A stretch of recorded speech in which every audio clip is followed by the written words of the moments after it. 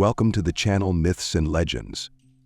Today we are focusing on one of the most powerful and vibrant figures in Norse mythology, a goddess who resides in Asgard, though she is not part of the Aesir tribe. Her name is invoked in prayers when people wish for the arrival of summer and a bountiful harvest. She is known as the goddess of war, magic, and prophecy. Today we will tell the story of how this mighty goddess, originally from Vanaheim, became part of the celestial Asgard, and what image she left in myths and legends. We are talking about Freyja, the goddess of love and war, also known as Vanadis. Freyja is one of the most beautiful and powerful goddesses, second only to Frigg. As the queen of the Valkyries, she has the right to take half of the fallen warriors to her hall, Folkwang. According to legend, when Freyja sheds tears, they turn into gold. She also embodies fertility, harvest, and prosperity. Her necklace, Brising the Man, is a symbol of her beauty and power. This legendary piece of jewelry represents her strength and ability to influence the fates of both gods and humans. Freyja travels across the 9 worlds in a chariot pulled by 2 mighty cats. Now, let's delve deeper into her image and influence in Norse mythology. After many years of exhausting war between the Aesir and the Vanir, 2 great clans of Norse gods decided to end the bloodshed and make peace. As a sign of reconciliation and to strengthen the peace, they decided to exchange hostages, symbolizing mutual trust and the desire for cooperation. As a result, the Aesir sent 2 of their representatives to Vanaheim, the wise Mimir and the majestic Hoenir. In return, the powerful Njordr came to Asgard from Vanaheim, followed by his children Freyr and Freya. Freyja is one of the most complex and multifaceted goddesses of the Norse pantheon. She presides over war and battle, but at the same time she is the goddess of love, passion, desire, and even strife. Freyja has power over wealth and material riches, often associated with abundance and prosperity. At the same time, she symbolizes beauty and fertility, making her a key figure in agrarian cults. Her position in the pantheon is unique. On one hand, Freya plays a crucial role among the gods, holding influence in many realms. However, she remains second in importance to Frigg, the official wife of Odin, the supreme god of the Aesir. Freyja's significance lies not only in her power and beauty, but also in her ability to shape the fates of both mortals and gods. The name Freyja translates from Old Norse as lady.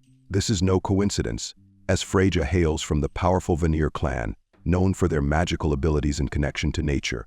In Old Norse texts and myths, she is often called Vanadis, which literally means daughter of the Vanir. This title emphasizes her divine origins and ties to the Vanir, who were renowned for their deep knowledge of magic and sorcery, especially the art of seidr, a form of ancient Norse magic, which Freyja mastered perfectly. Thus, Freyja is not just a goddess of a single realm, but a multifaceted figure, embodying contrasts, war and love, destruction and creation, passion and discord. Her image reflects the complexity and richness of Norse mythology, where gods are not confined to narrow functions but represent a broad spectrum of human and natural forces. Freyja is one of the most majestic and beautiful goddesses in the Norse pantheon. Skalds described her as a slender woman of medium height with blue eyes and fair hair, whose beauty was so otherworldly that it outshone not only humans but also the gods. According to ancient myths, her beauty was considered perfect and unparalleled, as stated in the Poetic Edda. No being divine or mortal could match her charm. When Freyja first set foot on the land of Asgard, her beauty and nobility so astonished the gods that they gave her one of the most splendid palaces, Folkwang. The name of this palace translates to Field of the People, and it is considered one of the most magnificent places in all 9 worlds. Inside Folkwang was her main hall, Sessrumnir, a spacious and grand room where Freyja could comfortably welcome and hospitably accommodate all her visitors. As the daughter of Njordr, Freyja had the right to fly over battlefields with the Valkyries and take the souls of those who had fallen with a sword in hand. However, those chosen by Freyja did not go to Valhalla to join Odin as Einherjar, his elite warriors. Instead, they went to her hall within Folkwang, where they could find eternal peace under her protection. Unlike the warriors sent to Valhalla to prepare for Ragnarok, Freyja's chosen ones spent their days in peace and enjoyment. Moreover, Freya welcomed not only warriors into her hall, but also their loved ones, wives and maidens who, after death, could reunite with their husbands and enjoy eternal bliss. This sweet promise of reunion with loved ones after death was so alluring that many women in ancient Scandinavia, having lost their men in battle, longed to follow them to the realm of the dead. Some even chose voluntary death, throwing themselves onto swords or following their husbands onto the funeral pyres, where they were burned alive with the fallen warriors. For them, this was the only way to achieve eternal happiness beside their beloveds in Freyja's hall. Thus, Freyja not only embodied the ideal of feminine beauty and grace, but also played an important role in the afterlife of Norse warriors, offering them peace and honor, distinct from what Odin provided. Her dual nature combining love and war makes her one of the most intriguing and multi-layered figures in Norse mythology. Despite her numerous lovers and admirers, Freyja had a lawful husband, a man named Odr. Although he was a mere mortal, his identity is shrouded in mystery. Some myths suggest a connection between Odr and Odin, implying that Odr could have been an earthly incarnation of the supreme god of Asgard.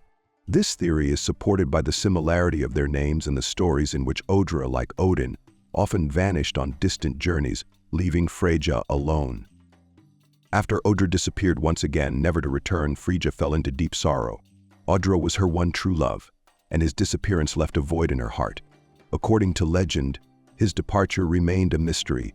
Some believed he had perished on his distant journeys, while others thought he couldn't bear her numerous romantic entanglements and left, consumed by jealousy. Despite her immense power and many admirers, Freyja was deeply devoted to Odr, and his loss became a true tragedy for her. Her grief was so profound that every tear she shed became a symbol of both loss and beauty. The tears that fell to the ground turned into pure gold, a precious metal that symbolized not only wealth but also divine power for the ancient Norse. Those that fell into the sea transformed into amber, which was valued just as highly as gold. Amber gathered from the seashores carried magical significance and was associated with Freyja's divine sorrow. This myth strengthened her connection to natural phenomena and the riches of both land and sea, making her a figure that embodied both material and spiritual values. Despite her sadness, Freyja was drawn to battles and deeply respected warrior valor. The sounds of battle and the clash of weapons seemed as alluring to her as love songs. This illustrates her dual nature. On one hand, she was a gentle and passionate goddess of love, while on the other, she was a warrior, honoring courage and bravery on the battlefield. Freyja is often depicted in armor with a spear and shield in hand, underscoring her readiness to fight alongside warriors. However, despite her armored appearance, she retained her femininity, and the lower part of her attire was that of a typical woman's dress. This contrasting image, battle armor on top and a woman's gown below, emphasizes her complex and multifaceted character. She is not only the embodiment of beauty and love, but also a symbol of strength and bravery. Her cult reflected the complexity and contradictions of life, making her one of the most multidimensional figures in Norse mythology. Both strong and tender, she earned admiration and reverence from warriors and those seeking love and pleasure in life. In Norse mythology, many goddesses are surrounded by their retinues and loyal companions, and Freyja was no exception. She gathered a special company around her that accompanied her on her many journeys across the 9 worlds. Freyja's faithful companions were 2 enormous cats, who were harnessed to her chariot whenever she ventured on distant travels. These powerful animals symbolized her connection to nature and her role as the goddess of fertility. Another important companion of Freyja was a golden boar named Hildiswini. However, this boar had an unusual backstory. According to ancient legends, Hildiswini was once a man named Ottar. Ottar and Freyja shared a close bond, and a romantic relationship blossomed between them. However, such intimacy between a goddess and a mortal required secrecy. To hide their relationship from others, Freyja transformed Ottar into a boar, who became known as her pet and companion. This transformation not only protected Ottar, but also symbolized the connection between the divine and the mortal realms. One of the most famous and frequently mentioned attributes of Freyja is her falcon feather cloak. In the myths, it is described that Freya could take the form of a falcon, which allowed her to fly and move freely between worlds.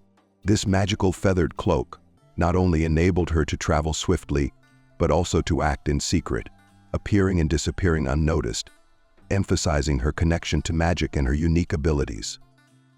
Thus, Freyja is a goddess surrounded not only by a retinue of animals, but also by myths that reveal her as a multifaceted figure, combining fertility, love, and magical powers. Her companions, such as the cats and Hildiswini, not only highlighted her might and magic, but also reflected her deep connection to nature and the mortal world. There is no myth that specifically explains how Freyja obtained her magical falcon feathers. but it is known that they allow her to transform into a graceful falcon. By donning this artifact, she gains the ability to fly faster than the wind and travel between all 9 realms of Norse mythology. This cloak symbolizes her connection to magic and her mastery of moving between worlds, though the more famous myth is the one that tells how Freyja acquired her renowned necklace, Brisingamen. According to the legend, one day while walking through Midgard, Freya accidentally stumbled upon a cave leading to the underground workshop of the dwarves. There she met 4 dwarf brothers who had just completed the creation of a magnificent golden necklace, Brisingamen. The necklace was so beautiful and unique that Freyja, upon seeing it, instantly fell in love with the piece of art. She realized that she had to possess it, as the necklace perfectly reflected her divine essence and feminine beauty. The dwarves agreed to give Freyja the necklace, but in return, they demanded an unusual price. The goddess had to spend a night with each of the brothers. For Freyja, as the goddess of love, passion, and feminine power, such an exchange seemed natural. She accepted their terms and, in the end, obtained the necklace, which became a symbol of her power and irresistible beauty. This myth highlights the complex nature of Freyja, a goddess who embodies not only love and passion but also independence, power, and the ability to make decisions based on her own desires. Brisingamen became more than just an adornment. It was a symbol of her divine strength and influence, as well as her willingness to act for what she valued. In Norse mythology, these 4 dwarves symbolize the guardians of the 4 elements: earth, air, water, and fire. Through her connections with them, Freyja was able to absorb the powers of these elements, making her a goddess imbued with the powerful energy of all natural forces. This connection to the 4 elements underscores her multifaceted nature and deep bond with nature itself, making her one of the most powerful goddesses in the pantheon. As a member of the divine Vanir clan, Freyja was trained from a young age in ancient arts, runes, magic, and spells, which gave her immense knowledge of the world and powers beyond the ordinary. Her mastery of seidr, a form of Norse shamanism, allowed her to access hidden realms of the world. Seidr gave Freyja the ability to transform into various animals and control the invisible forces of nature, making her not only the goddess of love, but also one of the most powerful sorcerers among the gods. After the long war between the Aesir and Vanir, when peace was established, Freya played a crucial role in teaching the magical art of seidr to her former enemies. This witchcraft allowed the Aesir, and later humans, to control the mighty forces of nature and influence the world around them, something ordinary mortals could not achieve. Thus Freyja became a link between the different tribes of gods, sharing knowledge that opened new horizons in the magical realm. As the goddess of love, fertility, and magic, Freyja was worshipped not only by the Scandinavian peoples but also in other northern European countries. Her cult was widespread, and she was revered as a patroness of nature, magic, and life. Her powers, wisdom, and connection to the elemental forces made her one of the most honored and respected goddesses, to whom people turned in search of love, prosperity, and wisdom. Grand celebrations and feasts were held in Freyja's honor, where people praised her for her patronage of love, fertility, and magic. Special attention was given to natural beauty, which was associated with the goddess. The Norse had a tradition of calling the most beautiful flowers Freyja's hair, highlighting her connection to blossoming nature and the vital forces of life. This concludes our video. Thank you so much for watching all the way to the end. If you want to be the first to know about new episodes, subscribe to the channel and don't forget to hit the bell icon. If you enjoyed this video, please give it a like and leave a comment. It will help the channel grow. See you in the next episode on the Myths and Legends channel. Until next time.